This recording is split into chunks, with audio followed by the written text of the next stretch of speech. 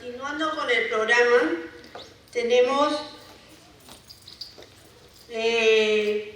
continuamos con la colega Miriam Mateo Yuribilca. Ella es enfermera egresada de la Universidad Mayor de San Marcos, enfermera especialista en perfusión y asistencia circulatoria.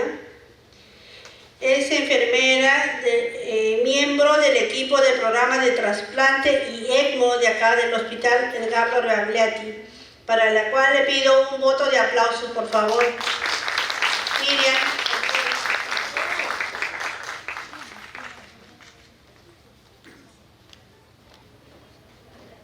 Buenas noches con todos. Mi nombre es Miriam Mateo Yuribilca. Soy enfermera perfusionista. Voy a exponer acerca sobre los criterios en el manejo del ECMO.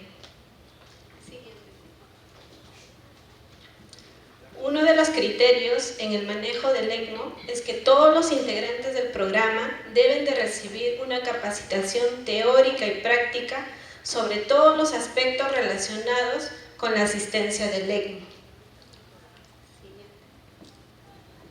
Es así que a partir del año 2011 iniciamos el entrenamiento con el armado, el cebado del circuito.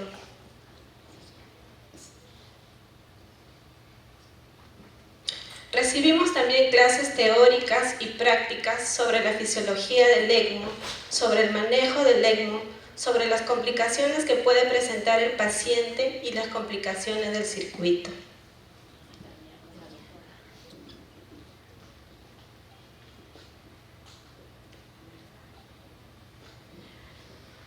Esto es nuestra primera máquina del ECMO, es un sistema Biopan.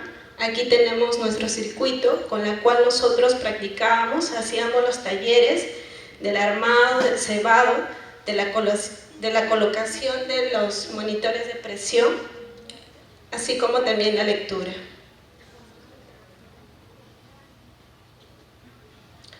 Todo esto ha permitido que en el año 2013 se inicie el programa de ECMO aquí en la Unidad de Cuidados Intensivos del Adulto.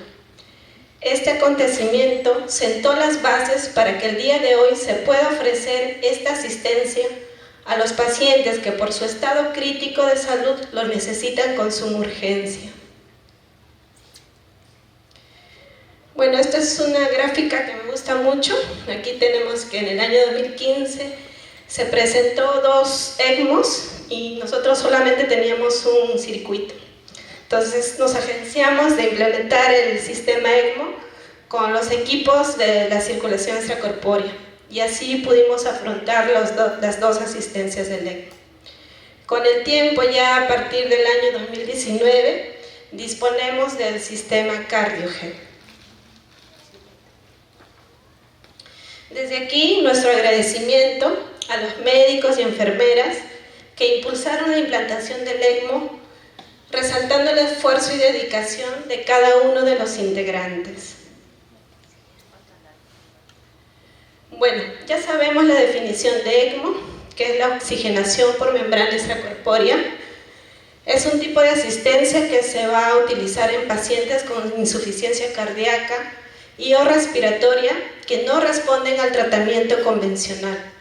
Entonces se puede decir que el ECMO es la última gota y el arma de oro para los pacientes graves. Aquí tenemos los componentes del circuito. Está conformado por un sistema de cánulas, una tubuladura que es la línea venosa para la succión.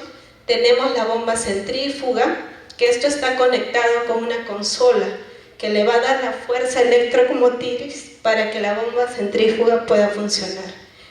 Esta consola también nos va a dar parámetros sobre flujo, revoluciones por minuto y el monitoreo de presiones.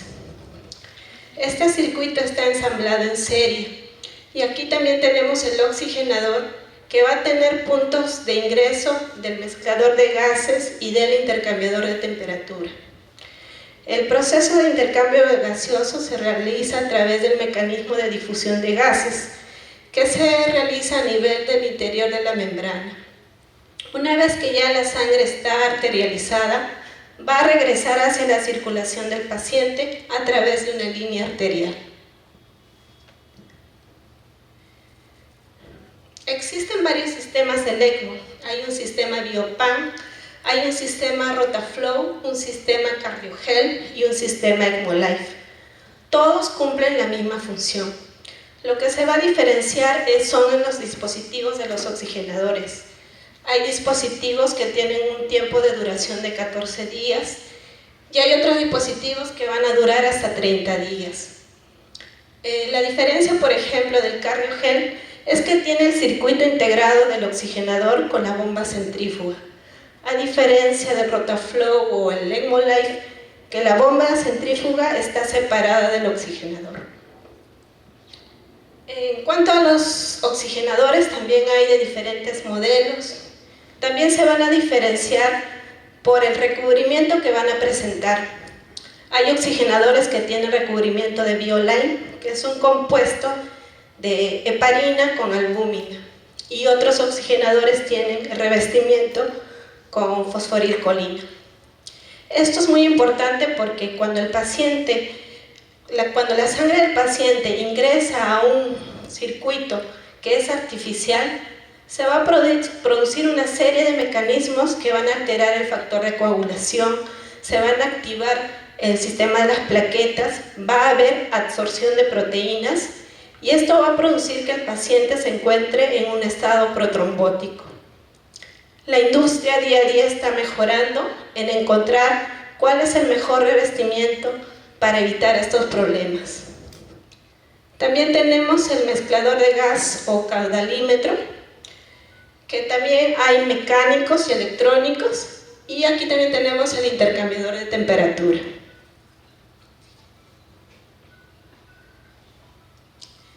En cuanto a los criterios en el manejo del ECMO, en la etapa del implante, técnicamente se va a disponer de todos los materiales y dispositivos que vamos a necesitar para la asistencia del ECMO. Lo primero que debemos hacer es controlar el TCA basal del paciente. Luego, al momento de la heparinización, debemos estar siempre alertas que este procedimiento se haya cumplido. Sabemos que por el estado crítico de los pacientes, cada profesional está ensimismado en hacer sus procedimientos y a veces nos podemos olvidar.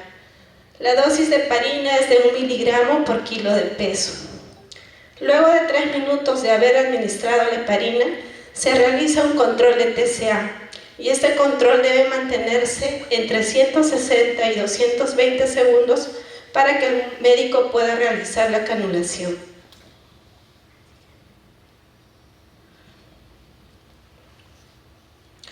Para la canulación, disponemos cánulas de acuerdo a la superficie corporal del paciente.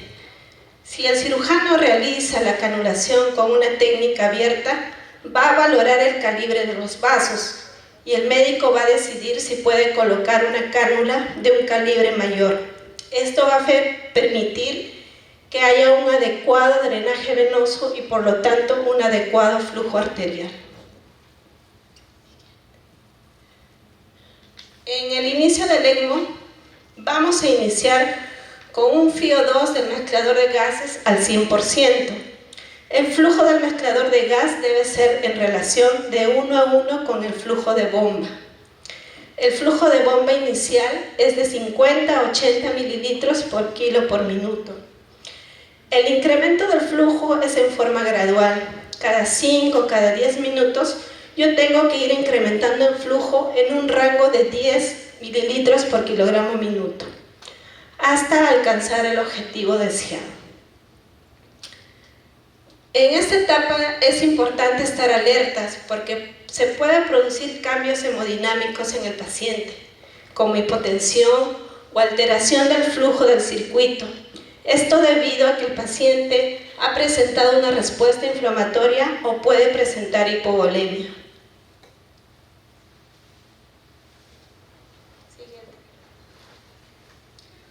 En cuanto a la preparación del circuito, bueno, en el sistema CardioGel que disponemos nosotros, para la calibración primero tenemos que confirmar el tipo de asistencia que vamos a realizar, si es un ECMO veno-venoso, si es un ECMO veno-arterial. Tenemos que verificar los límites de alarma, debemos de calibrar el sensor de flujo, el sensor de presión y el cabezal de medidor venoso. Una vez que hemos calibrado el equipo, vamos a proceder al cebado del circuito. Debemos estar siempre alertas de que no quede nada de aire en todo el trayecto del circuito. Una vez que ya hemos calibrado y hemos cebado el circuito, vamos a aplicar una lista de chequeo para comprobar que todos estos procesos se hayan cumplido. Luego de la colocación del ECMO, tenemos que realizar una gasometría del sistema, premembrana y posmembrana, y aquí tenemos que modificar los parámetros del mezclador de gas según el nivel de CO2. Debemos de realizar la valoración de la relación de la presión de oxígeno y la fracción inspiratoria de oxígeno. Nuevamente vamos a controlar los gases arteriales cada 8 horas. Durante la asistencia debemos de extremar todas las medidas de bioseguridad, porque el paciente se encuentra en un estado inflamatorio debido a la activación del sistema de complemento. Por lo tanto, durante la atención del paciente y durante el monitoreo del circuito, debemos de mantener todas las medidas de bioseguridad. También durante la asistencia es importante el control de la anticoagulación, y nosotros lo hacemos a través del control del tiempo de coagulación activada. También lo realizamos con el TTPA o con las pruebas viscoelásticas como es el tromboelastograma. Los valores de TCA se deben mantener entre 150 y 200 segundos. No se debe administrar bolos de heparina ni en el circuito ni en el paciente. Los niveles de hematocrito se deben mantener mayor a 30% y las plaquetas mayor a 100.000. Aquí también es importante evaluar la presencia de hematuria. ¿Por qué? Porque se puede producir hemólisis por las fuerzas de cizallamiento que produce la bomba centrífuga, que dañan los glóbulos rojos, y al ver hemólisis va a haber liberación de hemoglobina libre y esto va a alterar la función de las plaquetas. ¿Cuáles son los objetivos hemodinámicos del ECMO venoarterial? La saturación arterial de oxígeno debe ser mayor a 95. La presión arterial media debe ser mayor a 60 milímetros de mercurio. Aquí hablamos de presión arterial media porque el flujo que ejerce la bomba es un flujo lineal, no hay pulsatilidad. Si bien es cierto, acá hay cifras y a veces es muy difícil de conseguir el objetivo, pero es lo que debemos aspirar a lograr. Durante la asistencia del ECMO venoarterial debemos monitorear los parámetros hemodinámicos del paciente, valorar la perfusión de los órganos a través del monitoreo de la diuresis, del monitoreo del sensorio del paciente y la valoración de los niveles de lactato. También debemos monitorear la oxigenación del paciente, del circuito, la anticoagulación, el estado neurológico si el paciente está monitorizado con el BIS o el NIRS, o la valoración de las pupilas en forma continua. También debemos tener mucho cuidado en el mantenimiento del circuito del ECMO. Durante la asistencia se recomienda que debemos minimizar la manipulación de las cánulas.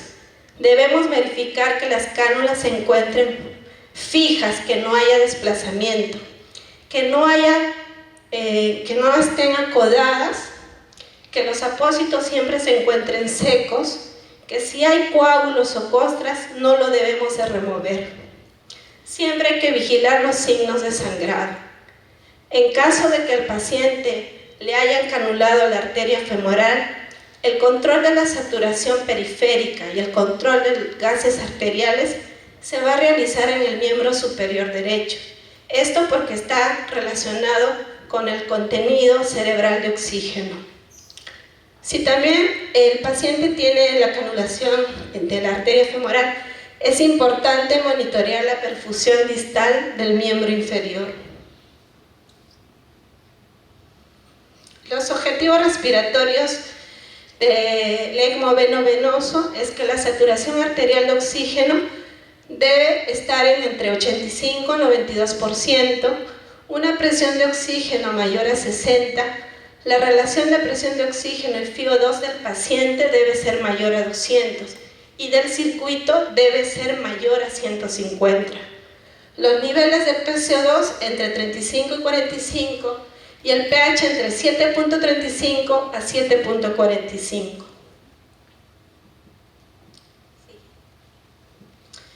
Si el oxigenador de membrana proporciona un PAFI menor a 150, debemos aumentar la FiO2 del mezclador de gases y debemos repetir después de una hora un nuevo control.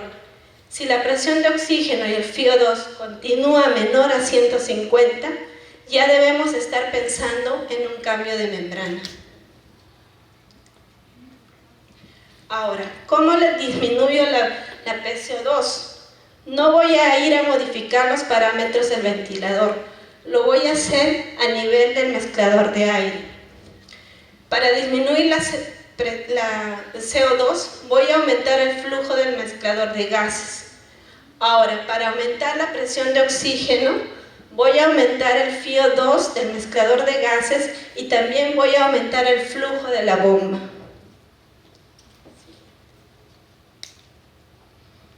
Voy a hablar acerca del monitoreo de las presiones del circuito.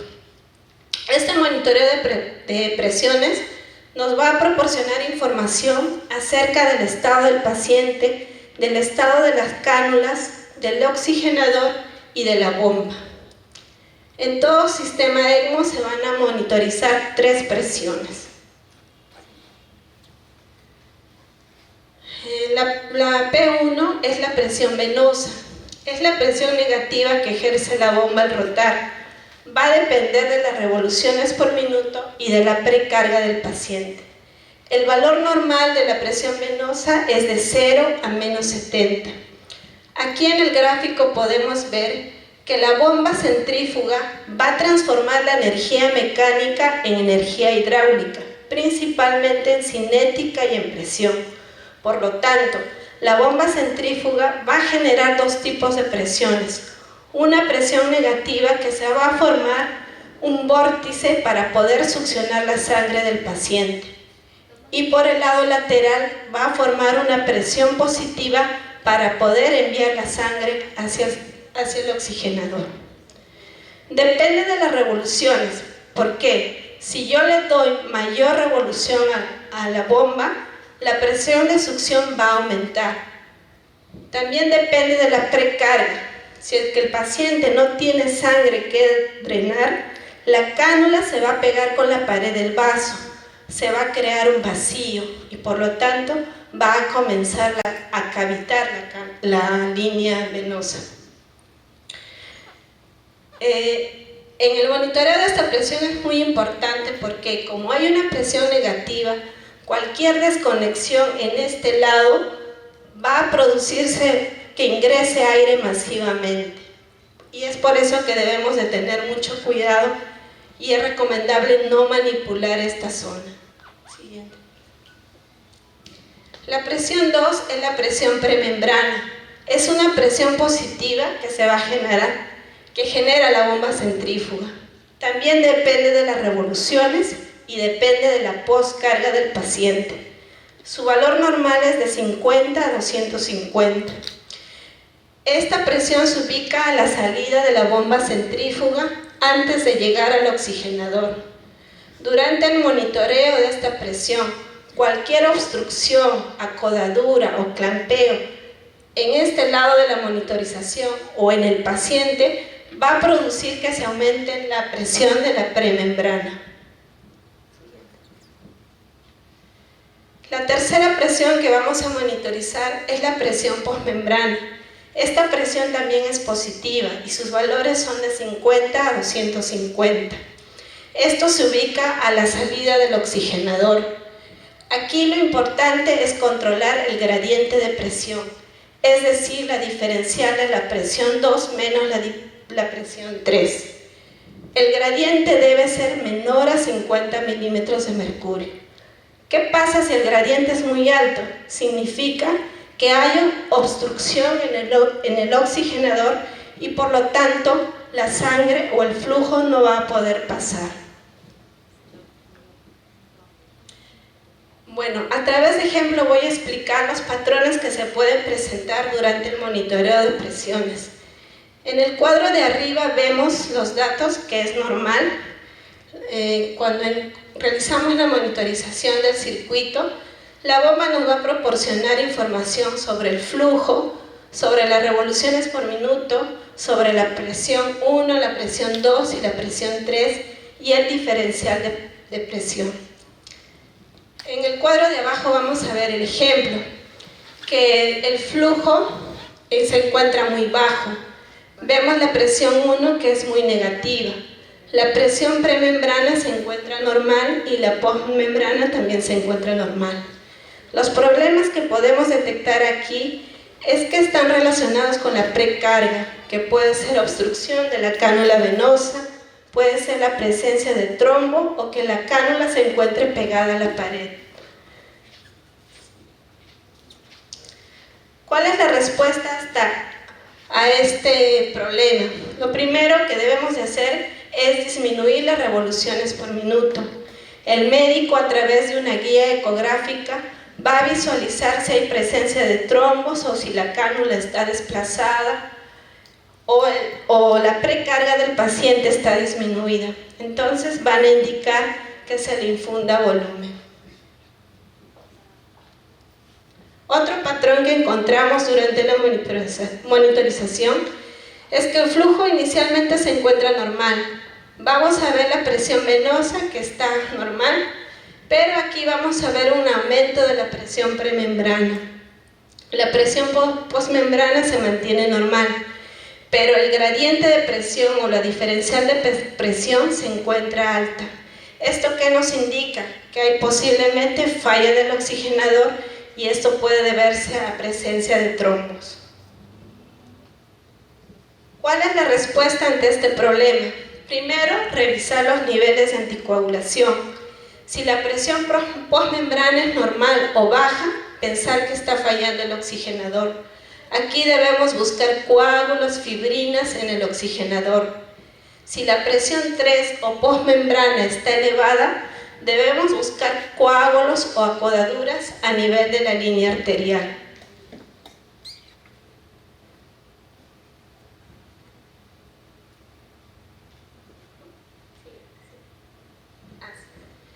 Otro patrón que vamos a encontrar es que el flujo comienza a descender, la presión venosa se mantiene, pero la presión premembrana y postmembrana están aumentadas.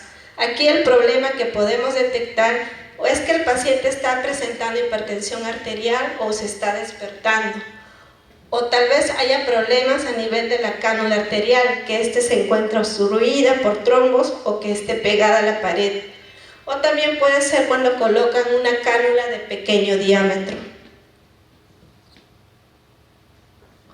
Otro patrón que vamos a encontrar es que el flujo comienza a descender. La presión venosa se mantiene normal, pero la presión premembrana y postmembrana han descendido.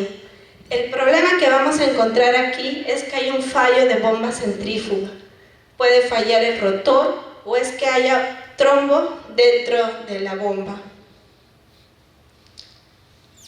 En cuanto a la desconexión o la etapa del destete del ECMO, esto se va a realizar en forma progresiva, puede ser en horas o incluso hasta días. Aquí lo importante es el monitoreo del flujo sanguíneo del ECMO y el flujo de gas. Estos se van a ir disminuyendo progresivamente. Lo importante es valorar el nivel de anticoagulación del paciente. ¿Por qué? Porque flujos de bomba inferiores a 1.5, el TCA se debe mantener por encima de 200.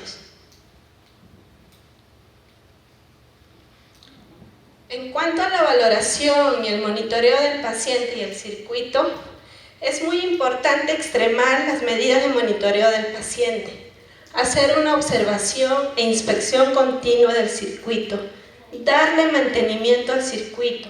Esto nos va a permitir detectar problemas antes que se produzcan eventos que clínicamente pueden ser muy significativos. Todo este proceso de monitoreo y observación nos va a garantizar la seguridad del paciente. En cuanto al monitoreo del paciente, nosotros tenemos un formato para el registro del monitoreo que se realiza al paciente. Se realiza un monitoreo hemodinámico, un monitoreo de los parámetros del ventilador, un monitoreo de la bomba centrífuga sobre los parámetros de flujo, volumen, revoluciones por minuto, presión 1, presión 2, presión 3, nivel de temperatura, de hematocrito. También registramos la programación del mezclador de gases, el nivel de aire, el nivel de FiO2. Así también registramos las drogas que está recibiendo el paciente, el tiempo de coagulación activada que se le realiza, los controles de AGA, de premembrana, de postmembrana y también los controles de gases del paciente. La diuresis se registra en forma horaria. En cuanto al monitoreo o la inspección del circuito, nosotros empleamos una lista de chequeo. Esta lista de chequeo lo aplicamos al inicio de turno, ya sea en la mañana o en la tarde y en la noche. Este monitoreo nos guía para la inspección del sistema. Lo que vamos a monitorear respecto a la consola es verificar que tenga un correcto funcionamiento. Vamos a verificar el encendido de las alarmas, que los límites estén adaptados al paciente.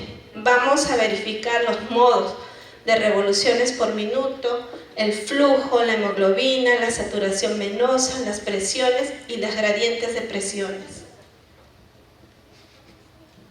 En cuanto al mezclador de gases, también estamos verificando continuamente el estado del caudalímetro.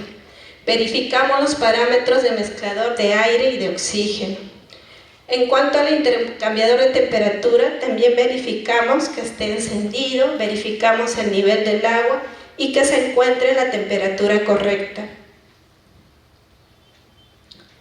En cuanto al oxigenador, hacemos uso de una linterna para verificar la ausencia de trombos, fibrina o aire en el oxigenador. Verificamos si presenta alguna fuga. Verificar la presencia de líquido en la salida del CO2. Es común que a veces salga un poco de líquido. Lo que no debe salir es un líquido amarillento espumoso. Esto significa que hay fuga de plasma. En cuanto a los balones, también verificamos la presencia de oxígeno en los balones y que estos estén disponibles cerca a la unidad del paciente. También debemos tener un kit adicional del circuito del ECMO en el caso necesitamos reemplazarlo ante alguna emergencia. En cuanto a la fijación de las cánulas y tubuladuras, también debemos verificar que las cánulas se encuentren bien fijas, que no haya codaduras. En cuanto a la presencia de la manivela, esto es importante, debemos valorarlo, que este dispositivo se encuentre funcionando correctamente y también debemos verificar que siempre tengamos pinzas para realizar el clampaje en el caso se presente alguna emergencia. Respecto al traslado del paciente con ECMO, si el paciente necesita ser desplazado a la unidad de hemodinámica o tomografía, siempre debemos de hacerlo coordinadamente. Antes de trasladar al paciente tengo que verificar que el nivel de batería de la consola del ECMO se encuentre cargado, ver la disponibilidad de un balón de oxígeno. Voy a desconectar la línea de oxígeno del blender y lo voy a colocar al balón pequeño para poder realizar el traslado. Durante el traslado del paciente es importante coordinar con todo el equipo de salud, verificar continuamente que las cánulas no estén acodadas, que no estén presionadas con la cama o con cualquier otro dispositivo que pueda estar afectando el correcto funcionamiento del circuito. En cuanto a la calibración del sistema y el mantenimiento, se realiza una calibración del sistema a través de la calibración del cabezal. Eso se tiene que hacer todos los días. En cuanto al mantenimiento del oxigenador, debemos de realizar un barrido de gases de la membrana.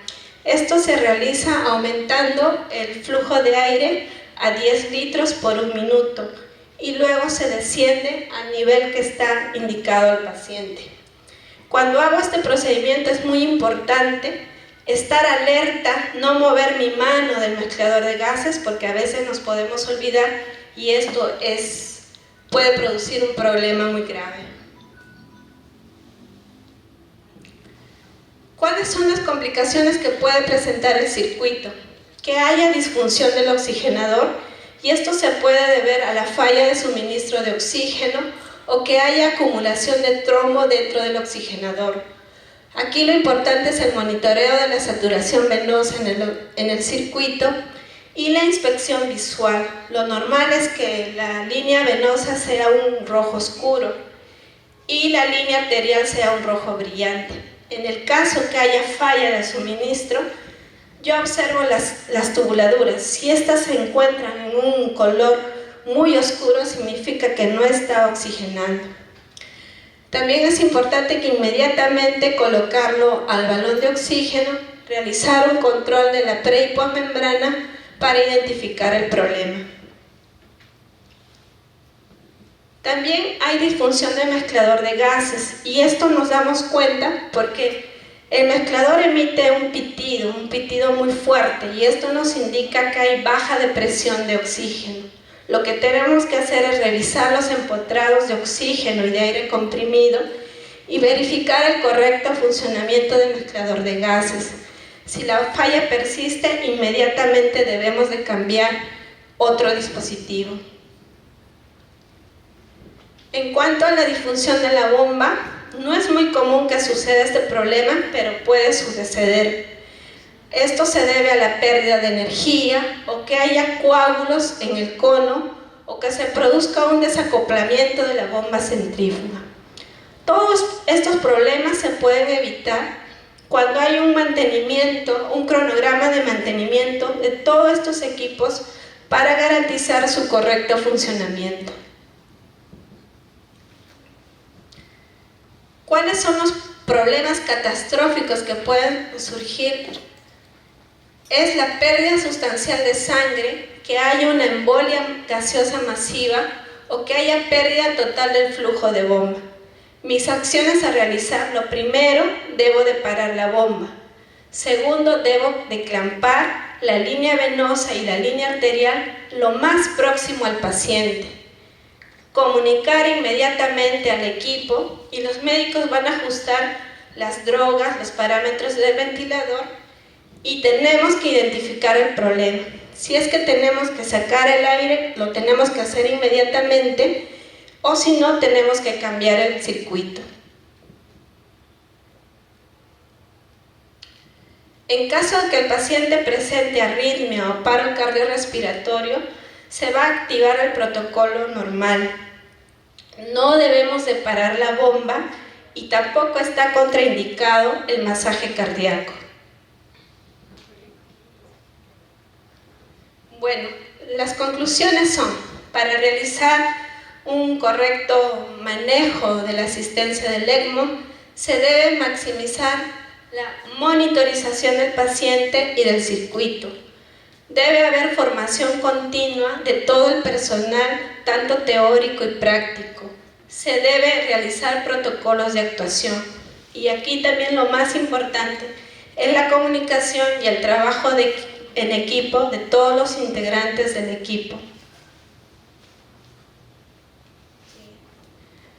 A nombre del Servicio de Circulación Extracorpórea, muchas gracias por su atención.